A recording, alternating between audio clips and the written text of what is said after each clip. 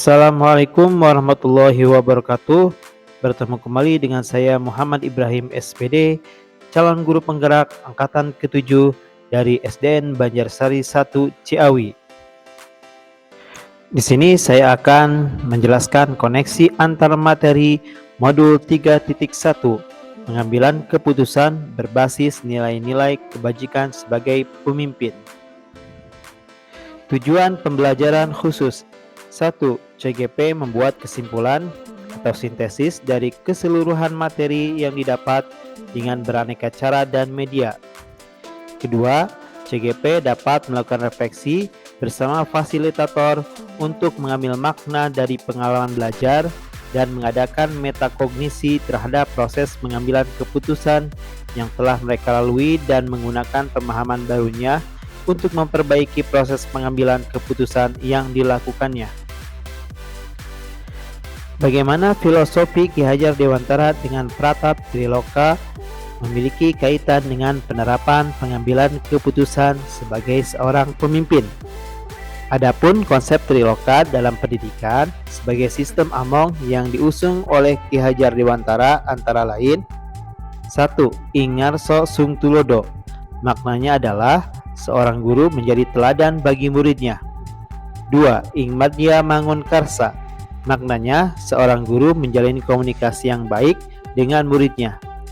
3. Tuturi handayani, yaitu peran guru sebagai motor penggerak yang memotivasi serta mendorong muridnya berkembang sesuai potensinya.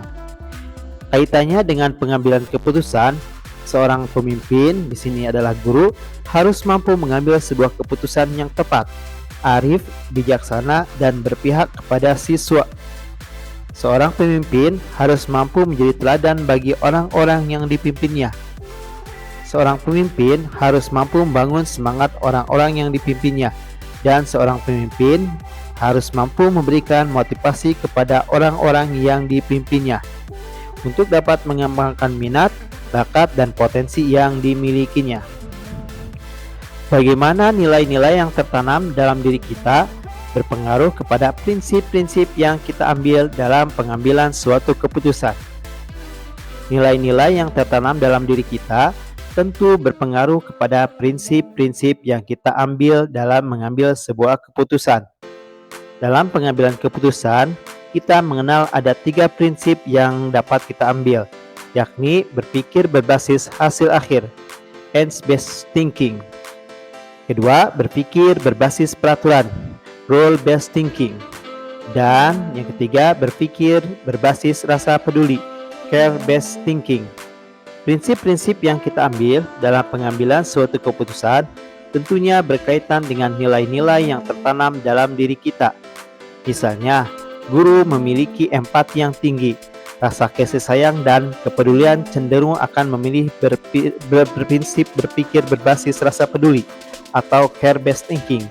Sedangkan guru yang memiliki sikap jujur dan komitmen yang kuat untuk tunduk pada peraturan cenderung memilih prinsip berpikir berbasis peraturan, rule-based thinking. Dan guru yang reflektif dan memiliki jiwa sosial yang tinggi cenderung memiliki prinsip berbasis hasil akhir, end-based thinking. Bagaimana materi pengambilan keputusan berkaitan dengan kegiatan coaching yang diberikan pendamping atau fasilitator dalam perjalanan proses pembelajaran kita, terutama dalam pengujian pengambilan keputusan yang telah kita ambil.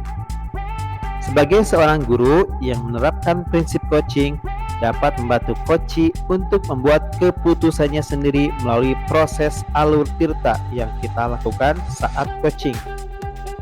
Dalam pengambilan keputusan harus dapat dipertanggungjawabkan, menjadi win-win solution bagi pembuat keputusan atau justru akan dapat menimbulkan masalah di kemudian hari. Dalam pembelajaran pengambilan keputusan ini, penulis memberikan panduan berupa paradigma, prinsip, dan 9 langkah dalam pengujian dan pengambilan keputusan yang tentunya akan membuat suatu keputusan semakin tajam dan matang. Bagaimana pembahasan studi kasus yang fokus pada masalah moral atau etika kembali ke nilai-nilai yang dianut seorang pendidik. Guru sebagai tauladan dan among di sekolah tentu harus bisa fokus dalam menentukan solusi masalah. Pembahasan studi kasus pada modul ini memberikan contoh-contoh yang biasa terjadi dan mungkin saja pernah dialami oleh sebagian guru.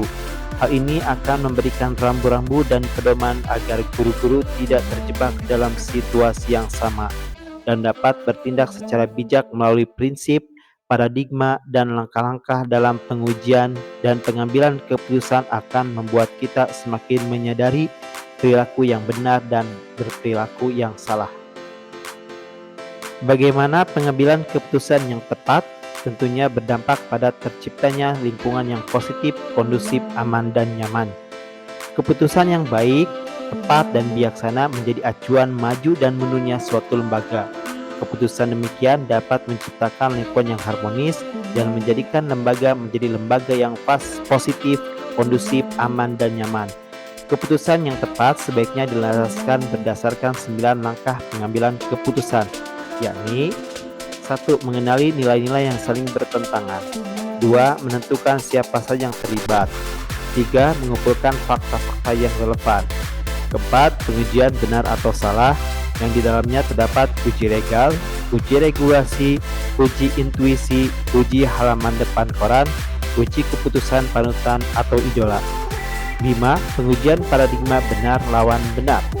6. Prinsip pengambilan keputusan. 7. Investigasi opsi trilema. 8. Buat keputusan. 9. Tinjau lagi keputusan Anda dan refleksikan. Apakah kesulitan-kesulitan di lingkungan Anda yang sulit dilaksanakan untuk mengelola pengambilan keputusan terhadap kasus-kasus dilema etika ini? Apakah ini kembali ke masalah perubahan paradigma di lingkungan Anda? Perubahan tidak semudah membalikan telapak tangan. Paradigma yang sudah tertanam begitu lama di benak warga sekolah, baik kepala sekolah, guru, murid, wali murid, dan masyarakat, dan telah menjadi budaya, tentu akan menjadi sebuah tantangan dan sulit dihilangkan. Kasus dilema etika masih akan menjadi bagian dalam skenario di lingkungan sekolah. Menurut saya, kita harus fokus pada proses dan langkah perubahan yang telah dibuat, meski harus seumur jagung. Sebesar apapun batu yang menghalangi, akan ada celah meski hanya dari beberapa tetesan dukungan dan semangat. Apakah pengaruh pengambilan keputusan yang kita ambil ini dengan pengajaran yang memerdekakan murid-murid kita? Guru sebagai insan pemimpin pembelajaran, tentunya pengambilan keputusan akan sangat berdampak pada metode pengajaran yang diberikan kepada murid.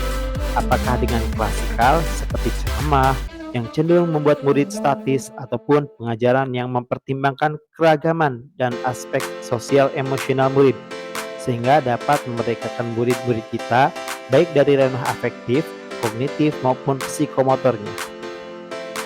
Bagaimana seorang pemimpin pembelajaran dalam mengambil keputusan dapat mempengaruhi kehidupan atau masa depan muridnya? Setiap keputusan yang dilakukan guru secara tepat dan bijak tentu akan mempengaruhi masa depan murid-murid. Mereka akan tumbuh menjadi pribadi yang percaya diri, bisa diandalkan, dan mampu menggali potensi dan kekuatan mereka. Kesimpulan akhir. Kesimpulan yang dapat diambil dari modul ini adalah bahwa pengambilan keputusan yang diambil oleh guru sebagai pemimpin pembelajaran sangat berpengaruh terhadap hal-hal yang berkaitan dengan murid, khususnya terhadap pandangan belajar Dewantara dengan filosofi pratap trilokanya. Nilai-nilai yang tertanam dalam diri seorang pendidik harus mempengaruhi keputusan yang akan diambilnya, serta pengambilan keputusan tepat dapat berdampak pada lingkungan yang positif, kondusif, aman, dan nyaman. Keputusan yang diambil seorang guru mempengaruhi pengajaran yang memerdekakan murid sehingga dapat membentuk karakter murid serta mempengaruhi kehidupan di masa depan. Demikianlah pembahasan koneksi antar materi Bulu 3.1. Semoga bermanfaat. Terima kasih. Wabillahi taufiq wal hidayah. Wassalamualaikum warahmatullahi wabarakatuh.